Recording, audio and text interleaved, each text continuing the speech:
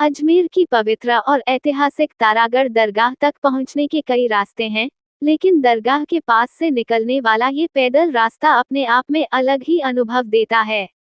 ये रास्ता पूरी तरह पहाड़ी और पथरीला है।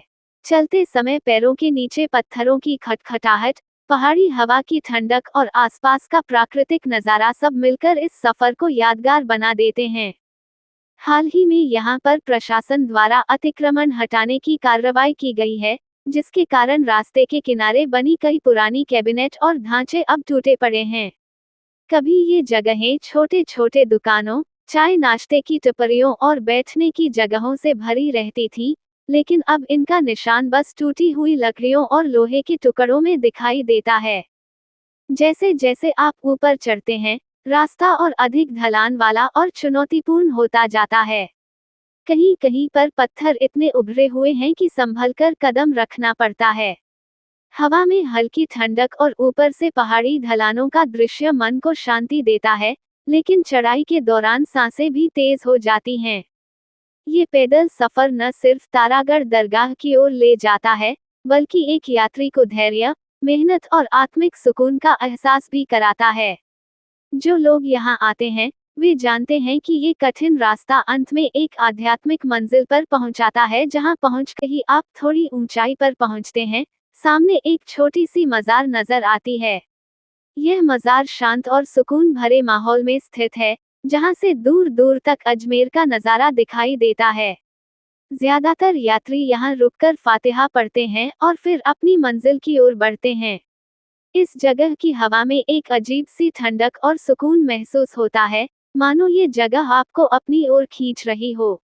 तारागढ़ पहाड़ की ठंडी हवा चेहरा सहला रही थी। हम पहाड़ी के नीचे से अपनी मंजिल की ओर बढ़ रहे थे, तारागढ़ दरगाह शरीफ। चारों तरफ पेड़ों की हरियाली और चिड़ियों की चहचहाहट, मानो ये रास्ता हमें अपने अंदर खींच रहा हो।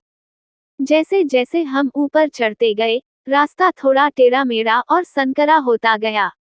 बीच बीच में पथरीली सीढ़ियां और कहीं कहीं पर ढलान, लेकिन हर मोड़ पर मिलने वाला नज़ारा थकान को पल भर में मिटा देता। दूर से ही एक हल्की सी अजान की आवाज कानों में पड़ रही थी, जो दिल में अजीब सी मिठास भर रही थी। करीब आधे घंटे की चढ़ाई के बाद हमें सामने लक्ष्मी पॉल का गेट नजर आया। यहाँ थोड़ी बहुत खाने पीने की दुकानें हैं, चाय, बिस्किट, समोसे और कुछ दुकानों पर ठंडे गर्म पेय भी मिल जाते हैं। यहाँ रुककर हमने थोड़ा पानी पिया, सांसें संभाली और अगले सफर के लिए तैयार हुए।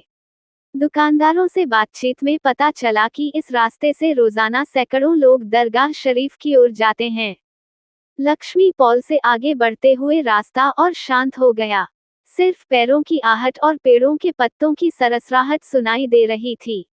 कुछ ही देर में हम उस जगह पहुंचे जिसे लोग जादू का पत्थर कहते हैं।